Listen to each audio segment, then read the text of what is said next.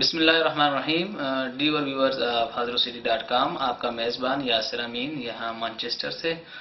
آج دورہ برطانیہ کے موقع پر میری ملاقات ہے جناب منصف خان صاحب سے، جو کہ گاؤں ببکر سے تعلق رکھتے ہیں اور زندگی کا ایک انمول اور بہترین عرصہ جو ہے انہوں نے تقریباً 40 سال سے زیادہ ہانگ کانگ میں گزارے ہیں.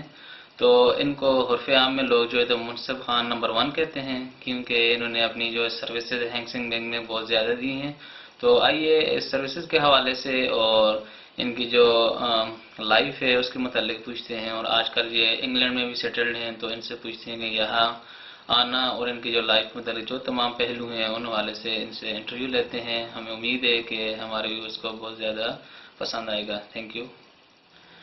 جناب منصف خان صاحب، آپ کا بہت شکریہ کہ آپ نے مجھے ٹائم دیا اور میں آپ کے پاس انٹرویو کے لیے یہاں مانچسٹر میں آیا. شکریہ. Most welcome. تو خان صاحب، آپ اپنے متعلق بتائیں کہ آپ کی جائے پیدائش اور آپ کا خاندانی پس منظر، اس کے علاوہ آپ کی جو ابتدائی تعلیم تھی اس حوالے سے کچھ بتائیں.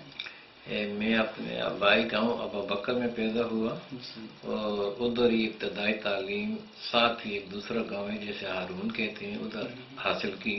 پھر بعد میں ہائی تعلیم کے لیے میٹرک تک حضروں میں جوائن کیا. اس لیے مجھے حضروں سے بہت ہی پیار ہے کیونکہ میرے بہت اچھے سال وہاں پہ گزرے. اچھا، تعلیمی سلسلہ کا جب اختتام ہوا تو عملی زندگی اس کے متعلق کچھ بتائیں. بس میٹرک پاس کرنے سے 2 سال بعد پھر میں ہانگ کانگ آ گیا. ادھر دن کو ادھر ادھر آفس بوائے کا بھی کام کیا اور پھر رات کو تعلیم کرتا تھا. اس کے بعد پھر 1968 میں ایک بینک ہے، لوکل بینک، اسے ہینگ سینگ بینک بولتے ہیں، وہ جوائن کی اور اس میں ماشاءاللہ پھر بہت عرصہ لگایا. تقریباً 32 ایئر میں نے وہاں پہ سروس کی. 20 سال کے بعد انہوں نے مجھے 15 سال کے بعد انہوں نے مجھے کوپرل بنایا. ہوتے ہیں 2 بار یہاں پہ لگا کے دیتے ہیں، وہ اچھی سروس والے کو دیتے ہیں. جن لوگوں نے ہینگ سینگ میں سروس کی ان کو پتہ ہے. اس کے بعد پھر 10 سال کے بعد ان کا ایک اور ٹیم تھا کہ after 10 year they will promote me to sergeant. تو انہوں نے پھر مجھے 10 سال کے بعد سارجنٹ کیا. یہ بہت rare opportunity. I was the first from Attock to be promoted to the sergeant. Otherwise the hold was there up for the only people from Faisalabad, جن کو ہم اس وقت لائل پوری کہتے تھے کیونکہ اس وقت فیصل آباد کا نام لائل پور تھا ان کا تھا. تو جب ان لوگوں کو پتہ چلا کہ بھئی یہ تو پہلا آدمی ہے جو چھش ہے یہاں پہ، اس کو اپنی زبان میں وہ سارجن بھی تھا لیکن زیادہ تر نمبر 1 بولتے تھے کہ یہ پہلا اٹک آدمی ہے جو نمبر 1 بن کے آ گیا. تو وہ ان کو کچھ اٹک ایسی مخلوقات نظر آتی ہے کہ پتہ نہیں یہ کہاں کے اور کیسے لوگ ہیں.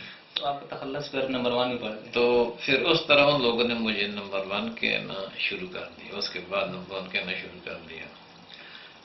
نمبر 1 کی جا میں باتیں بتاؤں. جو لوگ ہانگ کانگ میں رہ رہے ہیں یا کہ پرانے جانتے ہیں، ہانگ کانگ میں صرف 2 ہی پوسٹ ہوتے ہیں. ایک ہانگ کانگ کے گورنر کا ہوتا ہے اور دوسرا جو ہینگ سینگ کا نمبر 1 ہوتا ہے اس کا ہوتا ہے. اس لیے کہ ہانگ کانگ جو ہینگ سینگ بینک میں اس میں تقریباً 1200 پاکستانی سروس کرتے ہیں. اس سے کچھ نوکری چھوڑتے رہتے ہیں، کچھ نئے آ کے بھرتی ہوتے رہتے ہیں. اور اس لیے پھر ہر علاقے کے آدمی کے ساتھ ملنا ملانا، آپس میں میل جول ہوتا ہے کیونکہ وہ نوکری کے لیے آتے ہیں. تو پہلے مجھے دیکھتے ہیں کہ بھئی میں نے ہی ان کو انٹروڈیوس، میں نے ہی ان کو بھرتی کرانا ہوتا ہے. اچھا، تو آپ کا سفر کیسا رہا ہے چھٹ سے لے کر ہانگ کانگ تک؟ یہ بہت ہی دلچسپ ہے کیونکہ 3 دن گزارے میں نے راستے میں. لاہور سے ڈھاکہ سے کلکتہ، اور ادھر چونکہ اپنے مسلمانوں کا اور ہندوؤں کا وہ جھگڑا چل رہا تھا، اس لیے مجھے پھر 2 رات ادھر گزارنی پڑی. پھر تیسرے دن میں ہانگ کانگ میں آیا.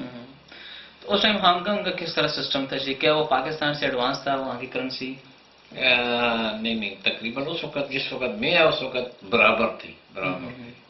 بعد میں پھر آہستہ آہستہ پاکستان کی کرنسی گرنا شروع ہو گئی. اور پھر جس وقت میں آیا اس سے 2 سال پہلے پاکستان کی کرنسی ہانگ کانگ کی کرنسی سے مضبوط تھی. یعنی کہ ہانگ کانگ کا $120 پاکستان کا 100 روپیہ بنتا تھا. اچھا منصف صاحب، آپ یہ بتائیں کہ وہاں پہ چھاچیوں کس چھاچی نے جو ہے نا سنگ بنیاد رکھا تھا اس دور میں؟ کون سا پہلا شخص گیا تھا اور ہانگ کانگ میں ہی کیوں گیا تھا؟ وہ شنگھائی یا جاپان کیوں نہیں گیا؟ اتنی معلومات تو مجھے نہیں کہ وہ کیوں، لیکن زیادہ تر جو پرانے پاکستانی سے جب چائنا میں کمیونزم آیا تو وہ وہاں سے شفٹ ہو کے ادھر آئے اور ہانگ کانگ آ گئے، کیونکہ وہاں پہ کمیونزم ہو گیا. اور جو پہلے کے اپنے چھاچی اٹک ضلع اٹک سے تھے، وہ پبوتی ایک گاؤں ہے، 2-3 فیملی جو تھی وہ وہاں کی تھی، وہ زیادہ تر پرانے تھے. اور دوسرا ہے کہ فورملی ملا جیسے بولتے ہیں، ادھر کے لوگ 2-4 فیملیاں تھیں. بعد میں جب ہانگ کانگ میں ویزا چالو ہوا 1969 میں، ویزا سسٹم چالو ہوا 69. اس وقت تو لوگوں کی دلچسپی نہیں تھی، لیکن بعد میں جب ہانگ کانگ کا حالات بہت اچھے ہو گئے تو پھر اپنے لوگوں نے بچے منگانے شروع کر دیے، فیملی منگانی. بچوں میں سے یعنی کم عمر کے بچوں میں سے صرف میں پہلا آدمی تھا جو ادھر گیا. اس سے پہلے مجھ سے چھوٹا کوئی بچہ یا کوئی پاکستانی ادھر نہیں تھا، صرف میں تھا. گنے چونے آدمی تھے جو ادھر رہتے تھے. اچھا، تو پروفیشنل لائف سے پہلے آپ نے کیا وہاں پر وہ اسٹڈی وغیرہ بھی کی تھی جو وہاں کے ماحول کو پرکھنے کے لیے؟ جی 3 سال میں نے رات کو اسکول جوائن کیا اور ادھر میں نے ان کا ایک ہوتا ہے فارم 6، میں نے وہ پاس کیا. اچھا، تو آپ کیا کمپیریزن کرتے ہیں کہ اس دور میں جو مشکلات تھیں اور آج کل جو ہمارے ہانگ کانگ میں لوگ بس رہے ہیں، خاص کر اپنے علاقے کے، تو کس طرح آپ کمپیریزن کریں گے؟ نہیں، اس وقت کیونکہ کمیونٹی بہت تھوڑی تھی، لیکن پتہ نہیں کیسے بتاؤں کہ ہانگ کانگ کی لائف اب بھی کمپیئر کر لے دنیا میں نا، پیسفل اور بہت اچھی لائف ہے. ویدر وائز، نوکری جو ہوتا ہے، کاروبار ہوتا ہے، اس کے لحاظ سے یعنی ہر لحاظ سے، بزنس کے لحاظ سے، every aspect of life Hong Kong is the best country. ٹھیک. اچھا، تو وہاں ریٹائرمنٹ کے بعد آپ انگلینڈ کس طرح آپ کا آنا ہوا ہے؟ اور ریٹائرمنٹ کے بعد پھر میں نے اور میرے ایک رشتے دار نے، ہم نے دونوں نے پرفیوم کا کام بزنس شروع کیا، پرفیوم اینڈ کاسمیٹک. اچھا. اور ماشاءاللہ اب بھی چل رہا ہے اور بہت اچھا چل رہا ہے. ہم دونوں کا پارٹنرشپ ہے. اللہ تعالیٰ کرے یہ چلتا رہے. پھر اسی نے مجھے بولا کہ بابو ان بچوں کو یو کے میں لے جاؤ، کیونکہ میرے پاس برٹش پاسپورٹ تھا اس وقت اور اس کے پاس بھی تھا. تو وہ بولتا کہ یہاں کی تعلیم تو انہوں نے مکمل کر لیا، اب آگے ہائر ایجوکیشن کے لیے ان کو یو کے لے جاؤ تاکہ وہاں پر پڑھیں. اسی وجہ سے میں یہاں پہ آ گیا.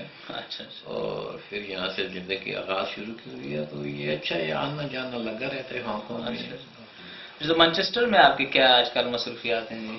بس یہ آج کل بالکل دوستوں کے ساتھ گپے لگانا، اور کبھی کبھی چائنیز لوگ مجھے بولتے ہیں کہ ہم کو انٹرپریٹنگ کر دو ہسپتال میں. اچھا. جو پرانے چائنیز آئے ہوئے ہیں، چائنیز پیپل کچھ بہت ہی عجیب سے ہیں، کیونکہ ان کو انگلش آتی ہے تب بھی نہیں بولتے.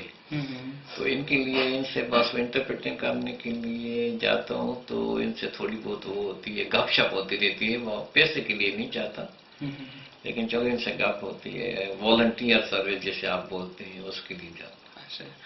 اچھا، آپ اپنی لائف کے متعلق کوئی ہمیں خوشگوار یا ناخوشگوار واقعہ بتائیں جو ہمارے وزٹرز. ناخوشگوار تو ماشاءاللہ کوئی ایسا نہیں ہے. میں آپ کو کیا جھوٹ تو نہیں بولتا کہ یہ ہوا I am not a story teller. لیکن خوشگوار آتے رہتے ہیں. دیکھو دنیا میں مجھے تو ایک پتہ ہے کہ کسی کی مدد کرو تو یہ سمجھو کہ آپ نے اپنی مدد کر دی.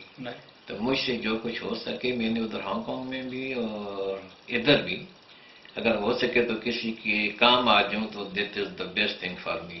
If I have done something for someone then I am very happy to do something for other people. اچھا، اپنے آبائی علاقے کے لیے کوئی سماجی خدمات یا کوئی آپ کا ارادہ ہو؟ بھائی چھوٹے بات یہ ہے کہ یہ بہت لمبی باتیں آپ نے بہت کر دی کہ تعلیم کے زیور سے ہم لوگ بہت محروم ہیں اور بہت پیچھے ہیں. ہمارا علاقہ، ہمارا ملک، ہمارے لوگ بہت اچھے ہیں الحمدللہ. مسلمانی جو ہے نا تو یہ ایک complete life, it is a religion of completely some thing about the life, every thing. لیکن وہ بھی تھوڑا بہت ہم لوگوں میں ہے، لیکن ہم کو تعلیم سے محروم رکھا گیا ہے اور اب بھی ہے. ابھی گاؤں میں جا کر دیکھو تو آپ کو صرف 20% بچے پڑھتے نظر آتے ہیں, 80% not. And that is the ڈیویسٹیشن of the اچھا پوری قوم کا ایک تباہی کے دہانے پر ہم جو نا کھڑے ہیں, کیوں تعلیم جو نہیں ہے. اچھا شعر و ادب سے کوئی آپ کو ذوق ہے جی؟ بہت ذوق ہے, اچھا بہت. مجھے پڑھنے کو تو کم ملا, لیکن علامہ اقبال کے تو 3 شعر ہیں کہ بھائی خودی کو کر بلند اتنا کہ ہر تقدیر سے پہلے خدا بندے سے خود پوچھے بتا تیری رضا کیا ہے. مطلب میں تو جہاں تک اس کا یہ مطلب سمجھتا ہوں کہ بھائی اپنی طرف سے محنت اور کام کرتے رہو تو اللہ تعالیٰ آپ کو جو مانگو وہ دے دیتا ہے. And that is the best thing. اچھا ہمارے جو علاقے شش کے لوگ ہیں خاص کر, وہ پوری دنیا میں مقیم ہیں, تقریباً 42 کنٹریز میں ہیں, تو کوئی پیغام, کوئی میسج جو ان کے لیے مشغلہ راہ بن سکے؟ میں تو ایک بات جانتا ہوں اور ان سے درخواست بھی کروں گا کہ اسلام پہ چلنے کی کوشش کریں ہم لوگ, تو انشاءاللہ we are successful in this world and hereafter. تو یہی آپ کا ایک میرے خیال میں میسج ہے ہماری عوام کے لیے خاص کر.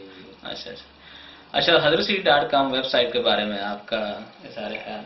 آئی am very happy and I pray for you and for your long life that you started this kind of thing. And inshallah it will help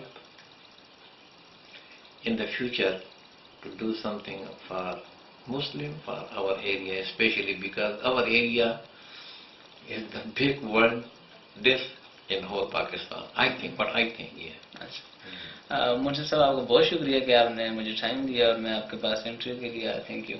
Thank you very much.